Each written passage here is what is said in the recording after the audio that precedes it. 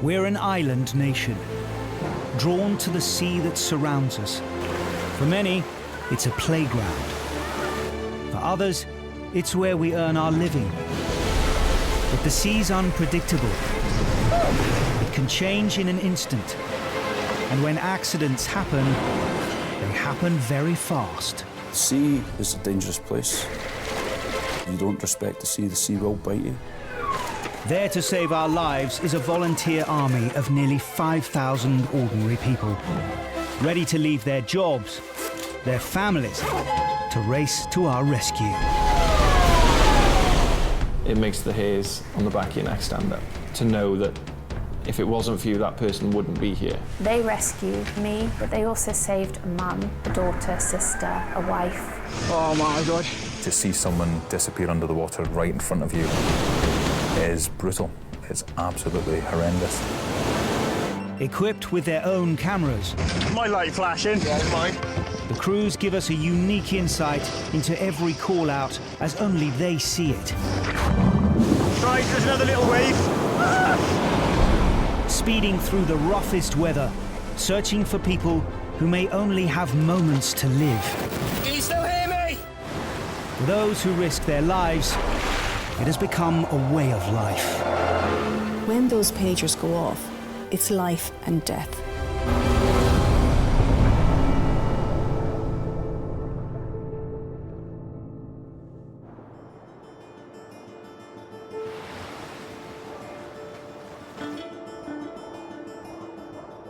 Off the coast of South Wales, the Bristol Channel is shrouded in thick fog. Guarding these treacherous waters, Porthcawl lifeboat station.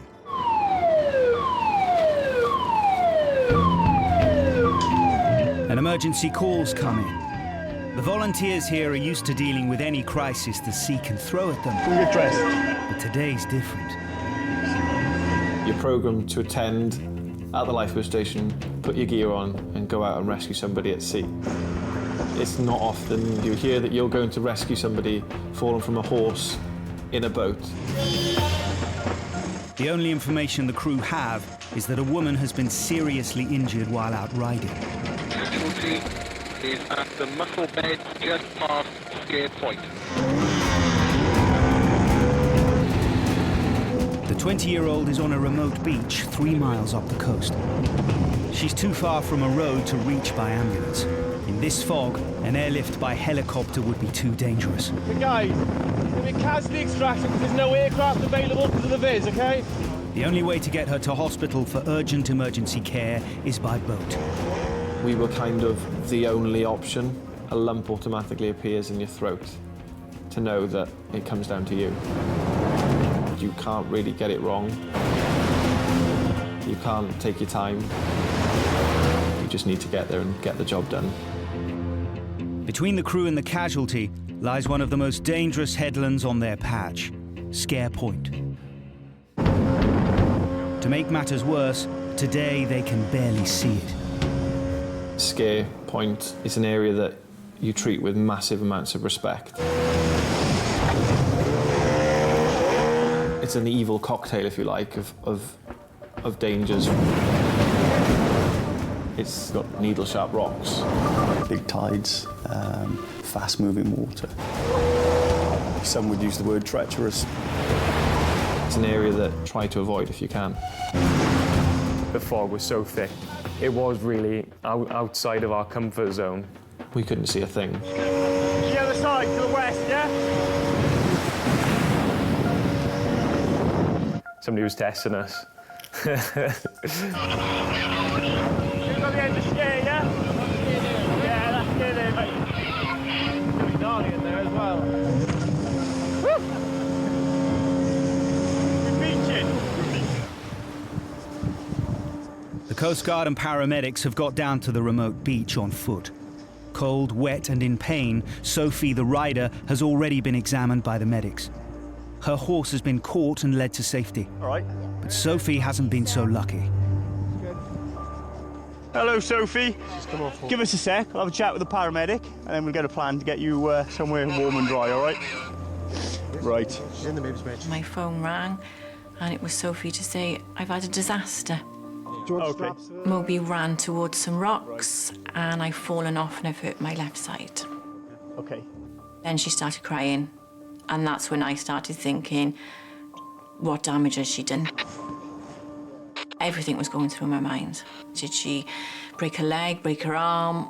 She was never going to walk again.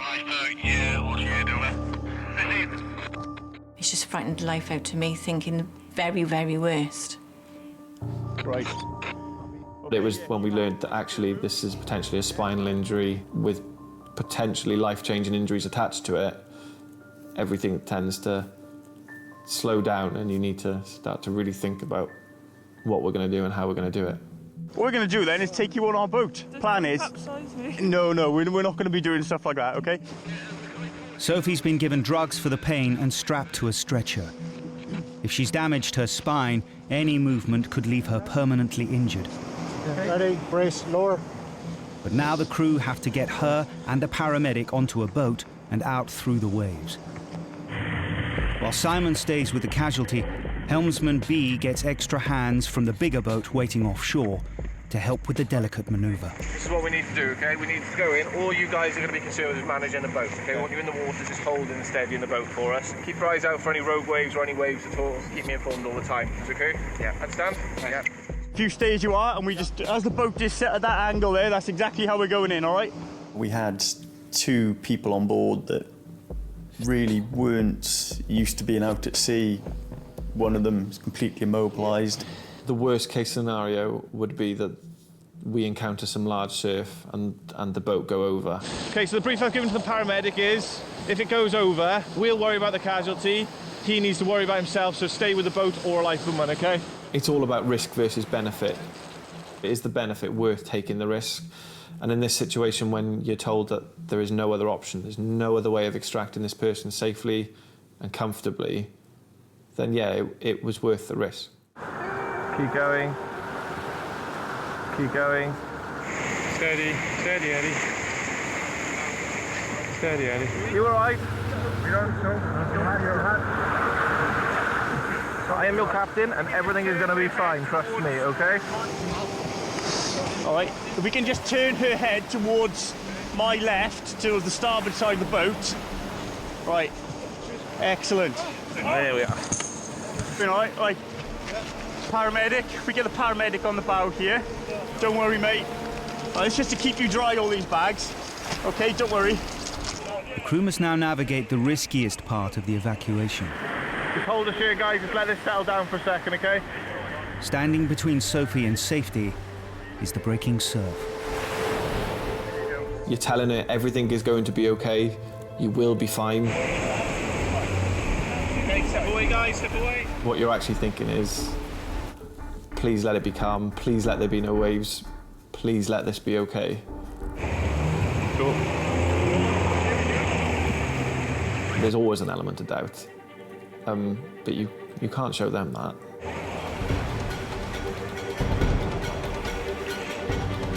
If we got a little wave, I'll just... We're not gonna... No, don't worry, that won't happen. It's not gonna happen, mate. It must have been absolutely petrifying, knowing that you're strapped into a stretcher, and if you ended up in the water, you wouldn't be able to swim, you wouldn't be able to move your arms. You would literally be at the peril of the lifeboat crew that are with you. That must have been pretty horrific. Right, there's another little wave. Another one more. Are you okay, so? You okay? That's all right, okay. It's all right, mate, you're all right. There you go, that's perfect. Well done. You're all right. You're all right, mate. Well done. That's the worst part. That's it, we're good now. How you doing? I know. I feel comfortable. Okay, we're getting out now. We're going on to the big boat now. Nothing is going to happen to you now, okay? You're absolutely fine. There's far too much paperwork involved to let anything happen to you now. B and the crew face one final hurdle, heaving Sophie onto the larger, faster lifeboat to get her to medical attention as soon as possible. Well done, Soph. Right. Well done, mate. Goodness me. Mate, I'm just going to try and tuck you in a bit. All right? I know you're probably soaking wet and thinking, what's he talking about? 20-year-old Sophie has been riding for 8 years. She was galloping her horse, Moby, along the beach when she lost control. The accident was caught on Sophie's own camera. Well, 1 minute I'm on Moby, next minute I'm on the floor, crying, soaking wet, and then the next minute I'm going onto a lifeboat. So it was just, I just couldn't believe what was going on. Never had no problems with him. We've gone hacking, never any problems. We had a canter through the sand dunes, went into a gallop, and after a couple of seconds, I felt like, oh, I don't have him anymore. It's one of the worst feelings I think I've ever been through. If the RNLI hadn't come, I literally don't know what would have happened. Your pain still the same? Yeah. Yeah, it's not getting worse though? No. Okay. Anything else? Just cold. Just cold, I know. They were so friendly. They were like making me laugh, just making me feel comfortable. We're nearly home, mate. We've got about 10 minutes now, okay? I know that seems a long time, but if I keep yabbering, then we'll be there in no time. It made me feel a bit like safe, even though it was kind of a scary situation to be in. Mate, what I'm going to do, so people don't stare at you, I'm just going to hold this like this, all right? It was just crazy, just what they did. Back at Porthcawl, an ambulance is waiting to take Sophie for the final leg of her journey to hospital. There you go, Soph. All the best, mate. We'll see you soon, all right? You take care. Look after yourself, Soph, okay? They rescued my daughter. Oh, she could have died. They did a fantastic job. This is one of those jobs that you do lose sleep over. You do go through the what ifs, because if it had gone wrong, it would have gone very wrong. To get back to the lifeboat station is always a relief after a job like that.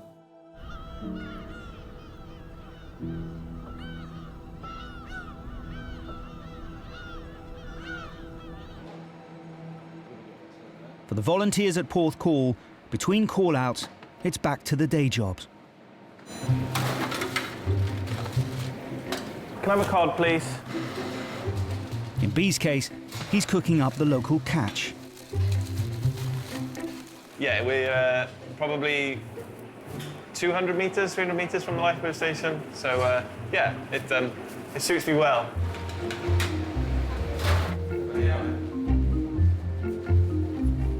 There's the lifeboat station. It's so convenient, I've had to buy next door to live in. We're looking to extend the shop and live above it so that we can be nice and close to the business, but even closer to the lifeboat station. If I'm working in the chip shop, literally everything stops, and I will run flat out from behind the range or from whatever I'm doing, and I will be sprinting out of the chip shop down to the lifeboat station. And I reckon I can do it in about 32 seconds now.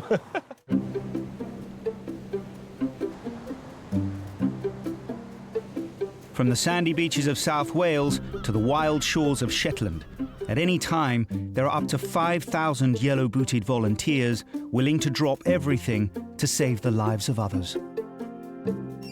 When the pager goes off, it's kind of adrenaline straight away, massive rush. Drop what you're doing and just run to the car. Am I going to run? Am I going to drive? Where are my keys? Where are my shoes? For me, it's always whether I'm in the shower or in the bath. Have I got clothes on? Do I need to have clothes on? I don't think any lifeboat volunteer will sleep naked. I never take shoes. I'm stupid, really. And then I always pinch a pair of wellies from the station and take them back home. I've got about 10 pairs probably in the shed. The last time a pager went off, I was sat in a geology class. The teacher looked at me funny and said, "You're beeping." A lot of roast dinners been missed, Christmas dinners. I don't know how many times I've left mid-dinner, starting dinner. It was a shout on our first wedding anniversary, I remember that. In fact, I think there was 3 shouts that day. First one was about 5:45 in the morning, so no chance of a lie-in. My personal life has suffered from being part of the RNLI. I'm pretty sure I was dumped once because of it. But hey, you know, we win some, we lose some, don't we? Of the 238 lifeboat stations in the UK and Ireland, One of the oldest is on the North Sea coast at Redcar. There's been a lifeboat here since 1802. Redcar's quite your stereotypical seaside town, booming during the summer, thrives off the arcades, the high street and the fish and chips. So yeah, it's just your normal seaside town, if you like. Redcar was transformed by the arrival of the railway in the 1840s, as Victorian day trippers descended in their thousands to enjoy 8 miles of inviting sandy beach. Before the arrival of their first motor-powered lifeboat in 1931, crews put to sea in open-top rowing boats, dragged into the water by a team of horses. Today, the lifeboats here rely on an alternative form of horsepower. This is where we house our 85, in the bigger area with our launching vehicle. Nathan is one of 24 volunteers ready to head out in all weathers. Round here we have Steve, the institution's smallest tractor driver, and he's also a nurse, so he generally tends to look after the first aid equipment we have on station.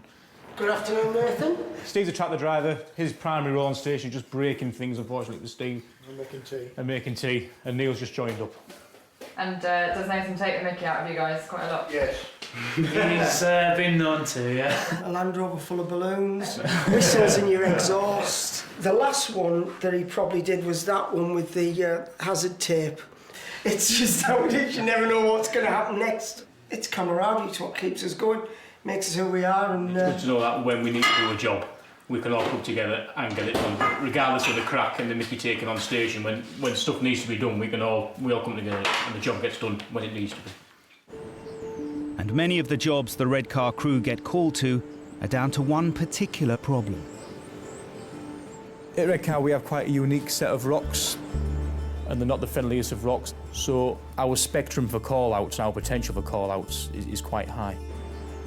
These innocuous-looking rock formations, also known as scars, have kept the lifeboat crews busy since the first tourists arrived. At low tide, they can be seen stretching a mile out to sea. As the tide rises, within minutes, they can become islands cut off from the shore before slipping under the sea themselves. Tide cut-offs, they are our most frequent customer. It comes in pretty quick and there's nowhere to go. Once you are cut off, it's only a matter of time before that little island you're standing on is no longer an island. I have no problem with people getting cut off the tides at all. It just comes with part and parcel of the surface.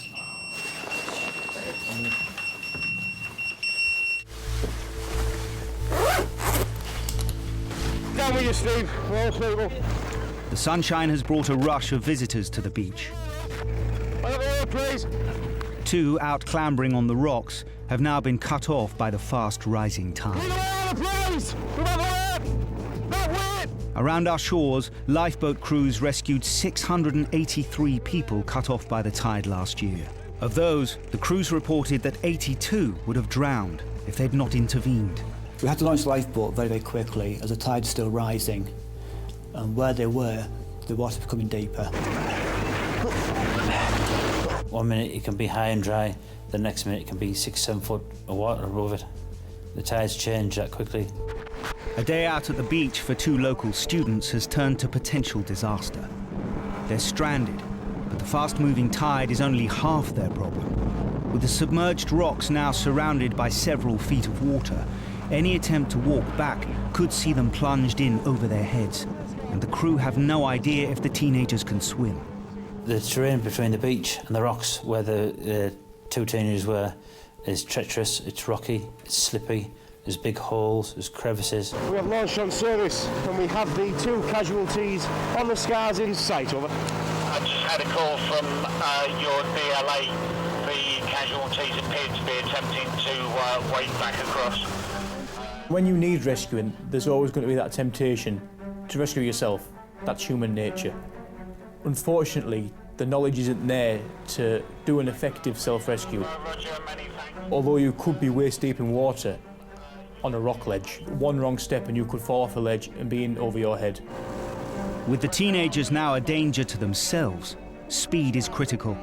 But the rocks lurking beneath the surface are also a danger for the crew. Right, okay, really shallow here, mate. 1 foot away ahead of the waters now, in the shallows. Right, you're on top of the pipe, mate. Stay where you are! Stay up!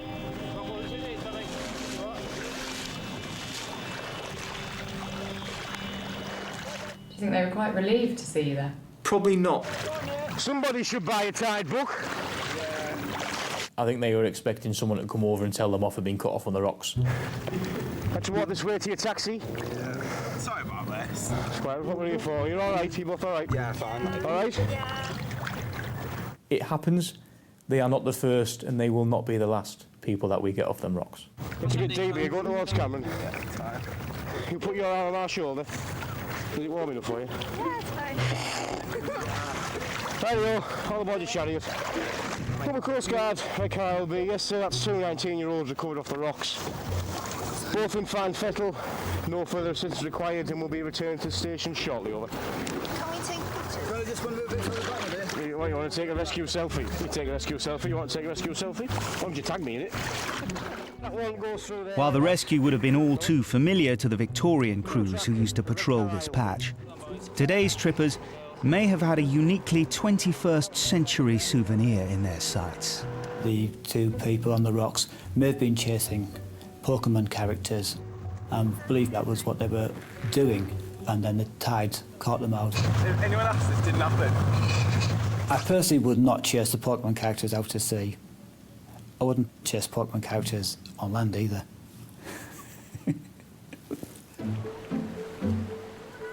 Around the country, volunteers have learned that no matter what the weather, when the great British public mixes with the water, it can be a recipe for disaster. Well, as soon as the sun shines and, you know, every man and his dog wants to be out there on a dinghy or a lilo. People that have no idea and have never lived by the sea, they come down, oh, that looks great, let's go and enjoy it. And they don't understand the risks. A lot of people come on holiday, they don't even know the sea comes in and out. They just don't have a clue about anything at all about the sea. People that have come down from the day or by an inflatable without oars, sit in the inflatable and be blown out to sea. Everybody jump in. One bank holiday we were called out 6 times to inflatable dinghies that were being blown out to sea.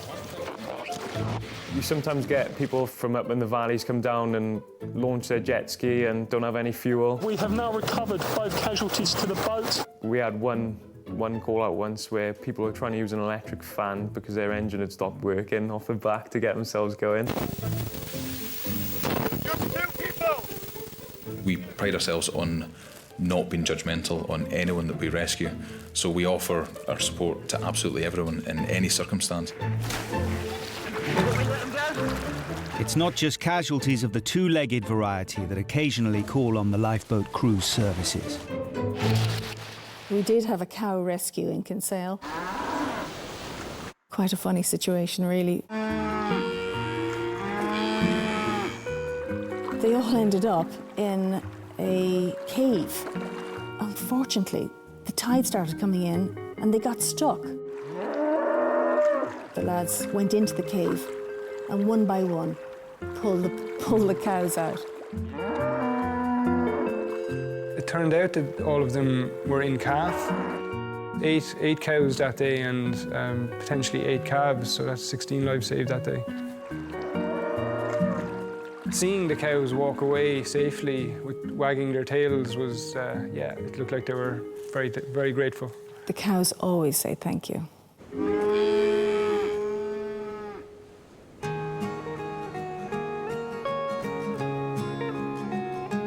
Lifeboats have been guarding the waters of both the UK and Ireland since the RNLI was founded in 1824. Castletown Bear is one of 46 stations that guard the entire Irish coastline. Come on, chicks. Of the 1,000 souls in this remote fishing town, 26 carry emergency pagers. Look, that's all Denny's. There, look. Including volunteer and father of 3, Dave. Yeah. 2 boots. Do you know what happens when the pager goes off? Beep. Beep. Yeah. Where do I go? The one out there? Lifeboat, yeah. And where do we go? Out to sea? Yeah. Sometimes at night, isn't it? I was a volunteer since 2008. Emma was born in 2011. And the boys were born in 2015. Life got busy. Before, you could just run out the door and close the door and there was nothing to worry about until you got back. But now, you're going away from your wife and 3 kids, so it's a slightly different feeling, all right, yeah, definitely. But it wouldn't stop me doing it. Push! Yeah, you have to sacrifice, but I think volunteers are happy to do it. It doesn't feel like a sacrifice, to be honest. You're maybe leaving your wife and kids at home or in a restaurant or something when your pager goes off, but thankfully they're very understanding as well, and they know what it's all about too, and they're happy that we do it, and I don't think my wife would have it any other way anyway. Dave and the other volunteers keep watch over thousands of square miles of ocean. To battle everything the Atlantic can throw at them, the crew here are armed with one of the biggest weapons in the rescuer's arsenal. The 7-class lifeboat is designed to handle any conditions. There's nothing between us and America, so you know, we get big weather systems coming in from America. If you have an Atlantic storm, you get the full fury of it. The coastline is very rugged. There's lots of things that can catch seafarers.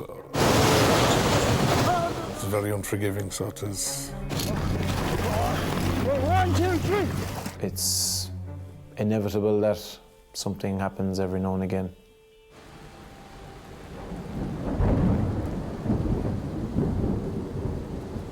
£5. I'm hoping you don't have to be up and about just yet, and judging by the weather I've woken up to, probably the best place is to be in bed. A huge storm, 150 miles wide, is rolling in across the Atlantic. There are warnings of gales in Plymouth, Fitzroy, Seoul, Lundy, Fastnet, Irish Sea and Shannon. The Coast Guard has put in an urgent call to the Castletown Bear crew.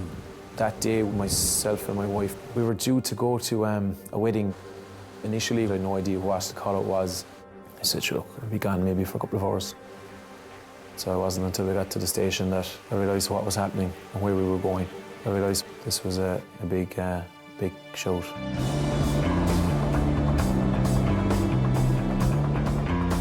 "45 miles out to sea, a 62-year-old sailor alone on a small yacht is in danger. The yacht's mast has snapped, leaving him at the mercy of 30-foot waves and gale-force winds. The weather conditions that day were fairly rough. I never experienced any weather on the boat like that before. It was probably one of the worst days I was ever at sea. Even with the most powerful lifeboat in the fleet, with a top speed of 25 knots, in these conditions, it will take the crew over 2 hours to reach the yachtsman. Our thought process on the way out was, you know, are we going to be able to get him off the boat? Is he going to be injured? Potentially, is he still going to be on her? You know, is one of these big seas going to wash him off?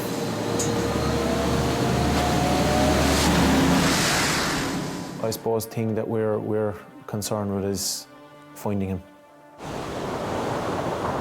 A search and rescue helicopter has also been scrambled. Together they scour the sea for the tiny yacht. A white yacht in white seas that has been demasted, you know, it's like looking for a needle in a haystack, really.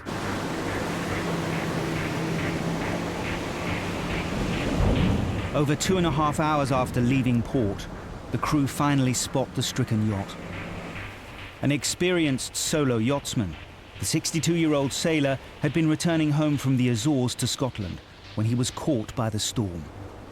For the last 48 hours, he's been battling the conditions alone without any sleep. Just as we arrived, he appeared up on deck. He just looked exhausted. The conditions that he was in must have been absolutely frightening. Every minute must have been like an hour out there for him. Although the crew can finally see the sailor, in these seas, any attempt to get to him could be catastrophic. The weather was atrocious, and it was virtually impossible to try and get the two boats alongside each other. The lifeboat being 43 tons weight, if that hit off the yacht in those seas, it would probably just cut it in two, you know. The crew decide their best option is to tow the boat over 45 miles back to port.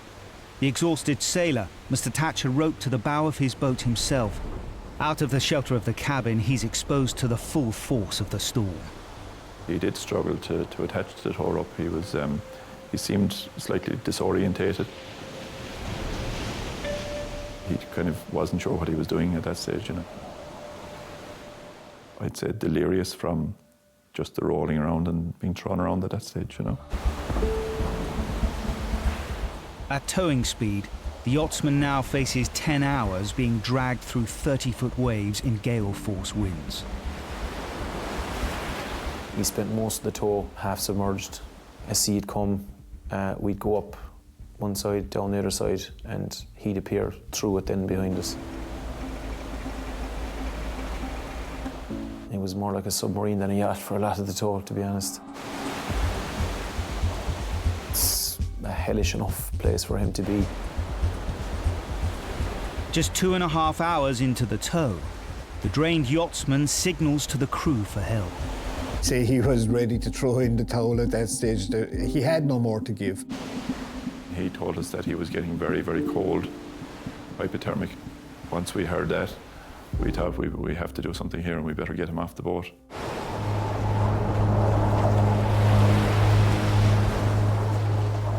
What went through my mind is that this is going to be difficult, whatever we're going to do. The weather was still up, kind of force 8, force 9, and it was 8 or 9 meters swell at that stage. In the conditions, it would have been too dangerous to go alongside him with the lifeboat. Fears for the yachtsman growing, Brian faces a dilemma. The decision I made was the lesser of two evils, really. You're not going to leave the casualty on board his vessel if he's in trouble, and you know, if he's calling for help. At the end of the day, we're there to try and help, so we do that to the best of our ability. You know? He decides to launch a small inflatable boat to get the sailor off the yacht. Brian now faces another difficult decision: who to send out. It was risky because it's only a small boat, and in those sorts of winds, it can be picked up and blown over. You know, it could be capsized. It was very apprehensive as to, you know, who could I send. Who's going to refuse? You know, that's you're not there to refuse. You're there to help. Someone's life is at stake, and you don't think about yourself in that situation. You just think about what you have to do. Someone had to do it, so I volunteered. I said, "Look, Brian, if you want, I'll throw on a dry suit there and put on a life jacket and helmet, and I'll go and get him." I don't think I did at that moment. I don't think I thought of my family. You kind of can't cripple yourself with thoughts like that, because there's potentially another dad out there, you know, trying to get home to his wife and his kids. I mean, you've a task at hand. As Dave sets off in the small inflatable boat, with all hands on deck, untended, the lifeboat's onboard cameras stop recording.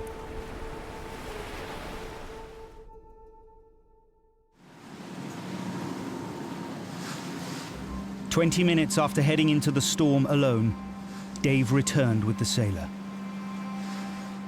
He was very, very happy to be off that yacht, and the prospect of going on board the big warm-looking lifeboat was very, very appealing to him. After 20 hours at sea, the crew brought the sailor and his yacht safely back to harbour. Oh, I think he did appreciate the risks, yeah. I mean, he was telling me he had nightmares for a few nights after it, you know, with the conditions that he had experienced, you know. And for someone that had the experience that he had, it said a lot to say that he was having nightmares after it, you know.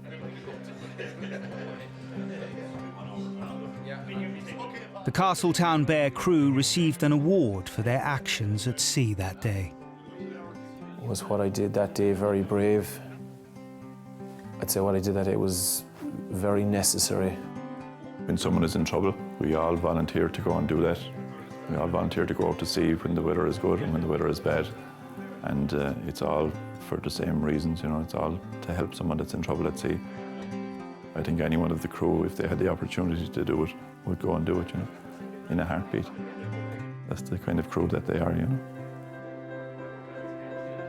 I think I made the wedding for about 12 o'clock that night. There was a bit of a debriefing with my wife to where were you till now? She was just relieved that we were back, that we were home safely, and that I was all right.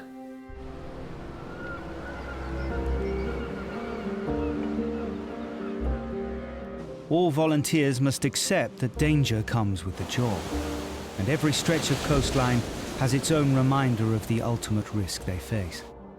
Colourcoats on Tyneside is in mourning, for 6 members of its lifeboat crew were drowned. The boat went out in heavy seas. A great wave capsized her. Within sight of hundreds on the shore, the sea took 6 lives.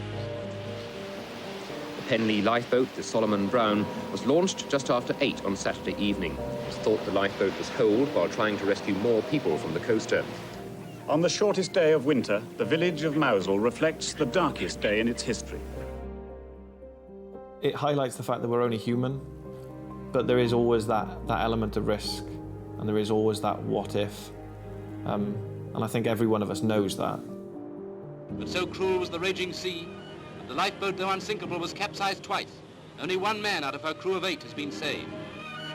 Today in St Ives you can see the faces of mothers who have lost their sons, of wives who have lost their husbands, while along the shore men wait for the victims of the sea. You're obviously going out there to save lives at sea. The sea is an extremely dangerous place. You do know that if something does go wrong, it could be the ultimate sacrifice that you have to make. We are essentially trained to put ourselves in that environment that nobody else can. So risk needs to be managed, but it also has to be taken. Yeah, it's what we do. It's what we do. It's why we're there.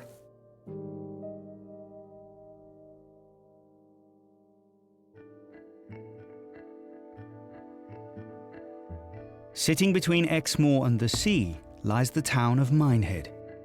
This sleepy seaside resort is adored by holidaying families and retirees escaping the rat race.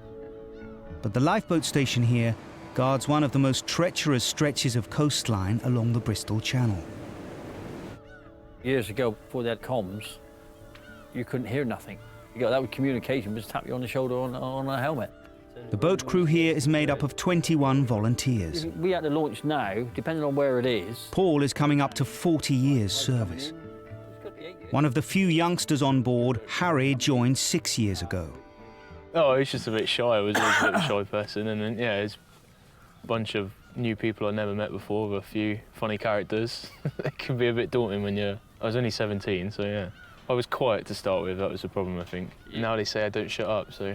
You haven't had to prove anything to us. It was something we always knew that you were capable of doing, and you've come through. But there's so much more to learn around here, which I think I'll only ever learn by going on shouts and things like that, so... You never stop learning.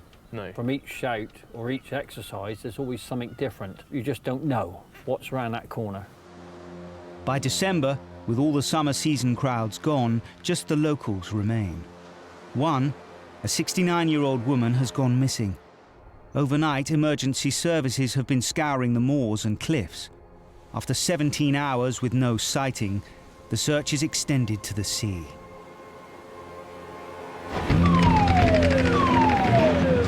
The missing woman is a keen hiker and was out walking on a remote coastal stretch of Exmoor. When she failed to return home after darkness fell, her frantic family called for help. The Coast Guard had been out all night, Exmoor Search and Rescue had been out all night, and the police had been searching for her. With no trace of the woman on land, the 2 Minehead lifeboats have been called out to search the coastline. But with temperatures plunging as low as 3 degrees overnight, the chances of finding her alive are dropping fast. I was worried because it was a cold night. She'd been out for a long time.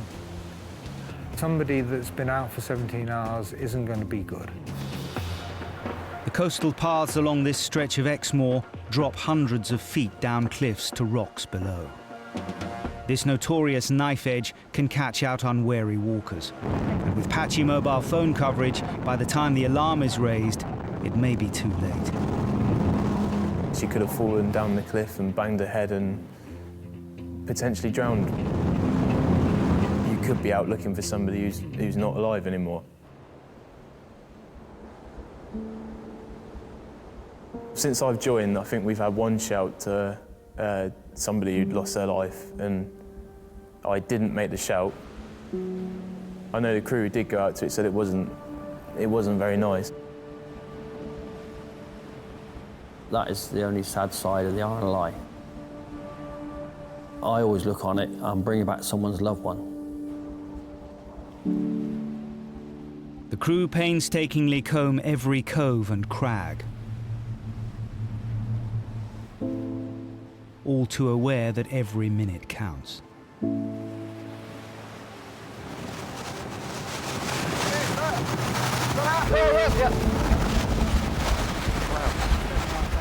Finally, 17 hours after she went missing, the woman is spotted. She's alive, but just above the rising water, she's still in danger. Bit of a swell right now. It's that bit I'm worried about. Yeah. Stuck in the narrow cave entrance, the crew can't get their boat in safely to rescue her off the rocks. Stay there. Let's get a D-class in. We'll keep an eye on her. Stay there. There's another boat coming.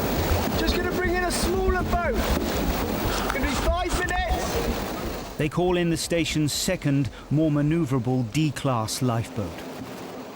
It's quite a small, narrow cave with a lot of rocks and hidden boulders underneath the waterline, so they made the decision to wait for us to get up there because we're more suited to getting into a smaller, confined space. It's going to be 5 minutes.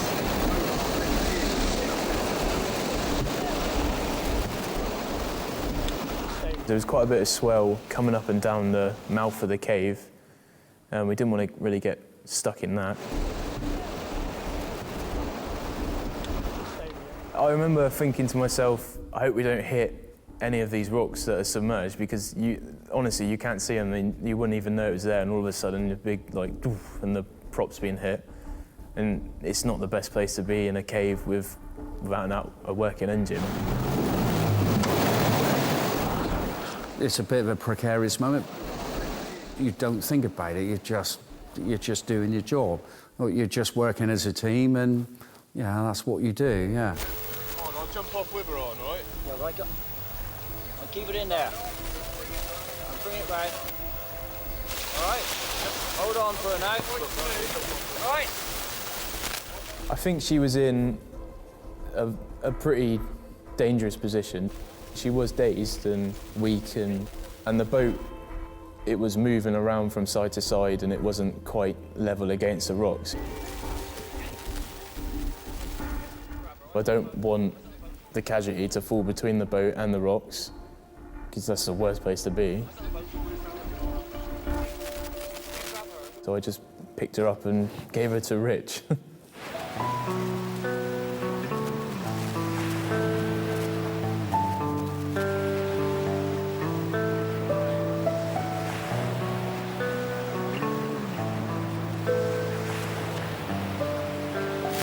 Okay, now. There's been a lot of excitement looking for you. Coming up, we have a look. She said she's slipped, yeah, she's got a few cuts on the knees. Sally's terrifying night in the cave began after she lost her footing and fell from the cliff-top path. I had a couple of times there where I thought I could really die here. My biggest fear really was the cold. You know, I thought if I fall asleep in the cold, that's it really. I don't think I'll wake up, you know. And I thought, you know, every minute I'm here in the dark, it's a minute nearer to the daylight. I had to think positive and ahead, you know, I had to do that really to survive there, really. I was confused, I was a bit confused, I must admit. My body inside was absolutely like just tingling, it was very strange. I would say she probably had another hour before she would have got hypothermic. So we got to her, you know, right at the right time. When I see the boat, it was just wonderful to see him, really, you know. I think he was pleased to see me as well.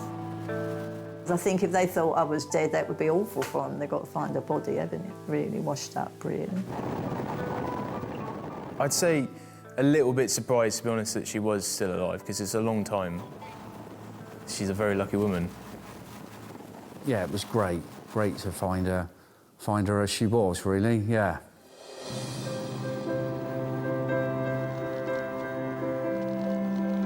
Over 18 hours after she set out on her walk, Sally finally makes it back to Minehead and medical attention.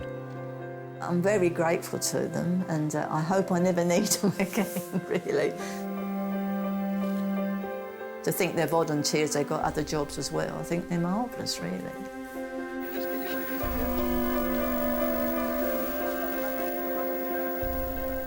I've been quite proud that we found her and got her off. Once you've saved a life, I suppose it's a little bit infectious, where you want to make sure that you're on the boat to be able to go and potentially save another life, because it does make you feel pretty proud.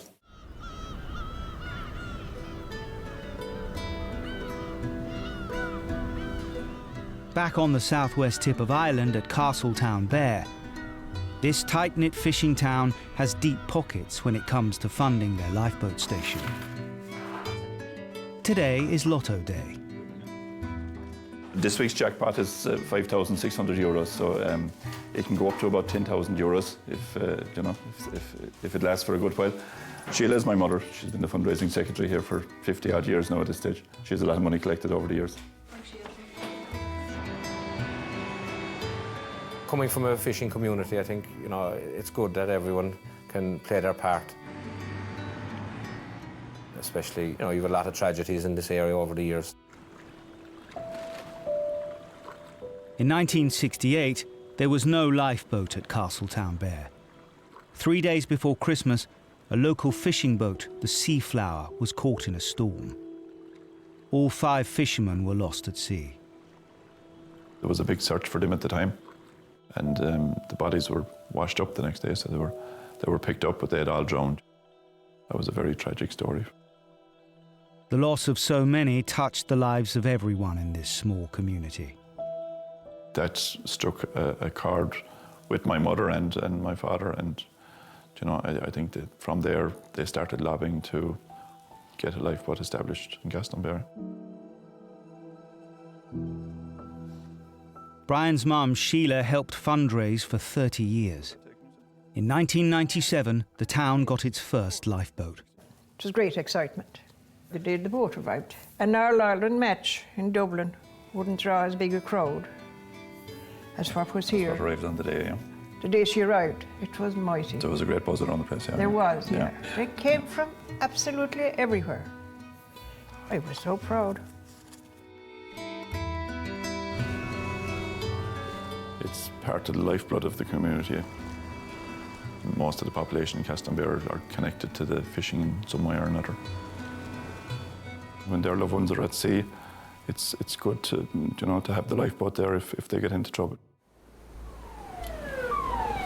When the Castletown Bear crew are woken in the early hours by their pagers, they know it means serious trouble. Out at sea, a fishing boat has issued an urgent mayday. It was a local vessel that had sent out a distress. They were in trouble, their boat was sinking. They were abandoning their boat, getting into a life raft. As soon as we heard that, we knew that things were getting fairly serious. The 2 men who work on the boat are both local. One is related to a member of the lifeboat crew. The skipper of the boat was my sister's husband, so obviously it was a very anxious situation. By the time I got in, there was enough lads there to go on the call. It wasn't to be, so I waited in the station. I think I would have preferred to be on the boat. At least if you're on the boat, you know, you're doing things that need to be done. I probably wouldn't have taken Seamus on that particular call. It's better not to have that connection, because if the worst did come to pass, We would hate for Seamus to be on board. You're hoping for the best, but thinking about, you know, the worst. The stricken vessel is 11 miles out in the Atlantic. At top speed, the Castletown Bear crew are still almost an hour away. Not long after they launch, the Coast Guard loses radio contact with the sinking boat's crew. Have they gone down? Have they abandoned ship? You're totally blind to it. It's a serious one, really. You have guys at sea that are in imminent danger. Abandoning ship and getting into a life raft would be a last resort. You may have to jump overboard.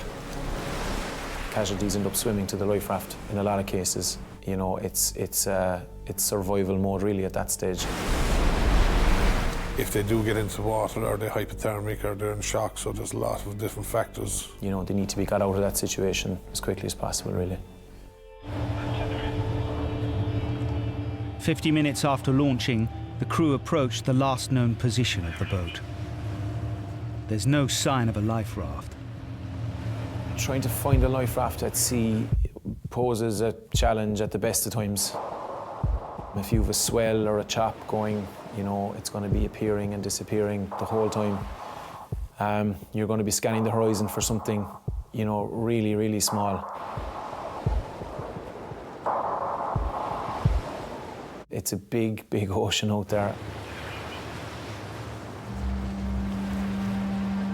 Suddenly, they spot an emergency flare. A few minutes later, a life raft comes into view. When we arrived, they were overwhelmed to have a boat alongside of me and to know that they were safe. We just threw them a rope. I threw it probably as hard as I could, to be honest, just to make sure that it got there. I don't think I've ever thrown one as accurately, to be honest. I'd say if I threw it another 10 times, I probably wouldn't be able to do that. I was absolutely delighted that they were okay. I was absolutely over the moon that we were going to be able to bring them back home. The skipper, Miguel, has lived in Castletown Bear and fished these waters for nearly 20 years. 12 years ago, he'd saved enough money to buy his own boat, the Dnipro. He'd been out fishing for mackerel when she started taking on water. It was a very traumatic experience for me, you know. I really don't know what happened to the boat. I only know that we taken a lot of water through the engine room and the engine stopped. We were hauling the net at the time. We were in deck. The engine stopped. When I go inspection the engine room, it was full of water. And my other crewman, Steven, to call the Mayday. I was glad to have Steven because I started panicking, you know, at the moment. I didn't know really what to do or what to, you know, at the moment. Although the two fishermen are safely on board, just a few hundred meters away, Miguel's boat is in serious trouble. We made our way over to where their boat was still just about floating in. We thought we might be able to put someone on board and get a salvage pump on board and try and get it pumped out. But when we arrived on scene alongside the boat, we could see it was just too dangerous to try and get anyone on board.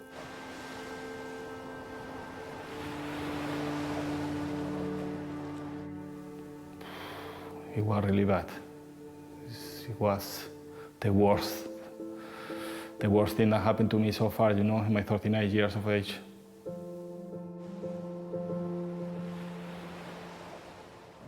Watching a boat go down is horrible.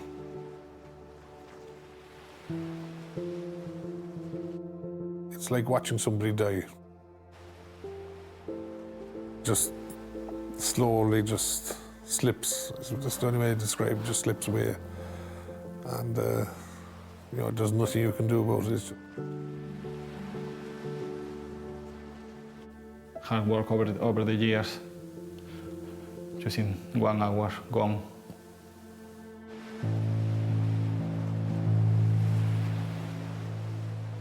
I think it's a life-changing moment, really, you know. It brings it home to all of us again that, you know, how fragile life is and how fragile that working at sea can be.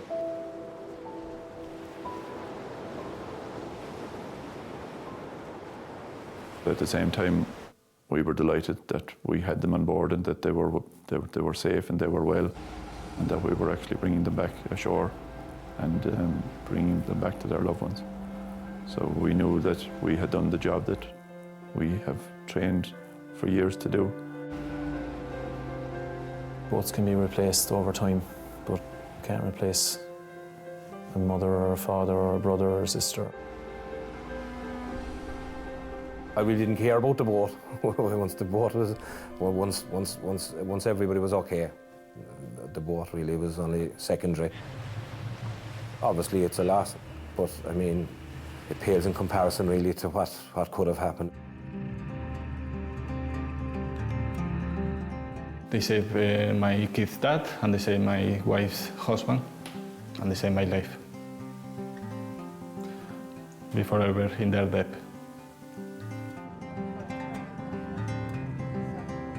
When I go back to the lifeboat station, my brother-in-law, Seamus, he was there. He was feeling great to see him. No, I just shook his hand. Saying, you know, glad everything's all right. We don't hug each other. Men don't hug each other. It wouldn't be a great hugger. It was great to see him. Yeah. Stay there, there's another boat coming. Give us 5 minutes.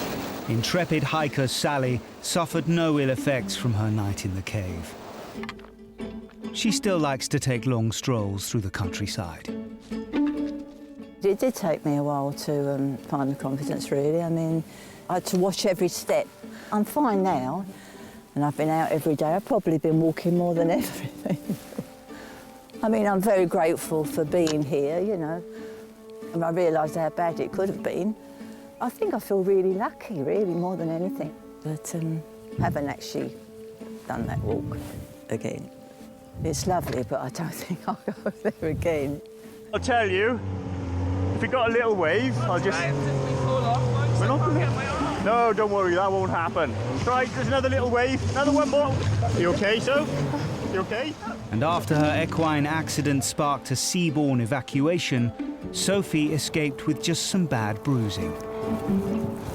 I can't wait to go back on him now for the summer and start hopefully getting out with him and going to a couple of shows. No! Moby got away with a telling off. What's he doing? Having a roll, he's had a bath here, so he's not getting dizzy. Trying to find a kayaker in the sea, the saying a needle in the haystack doesn't do it justice. As a dad, couldn't think of anything worse than my child being lost at sea. Do you just prepare yourself for the worst? I thought, this is it. We're done. Yeah, it was so close.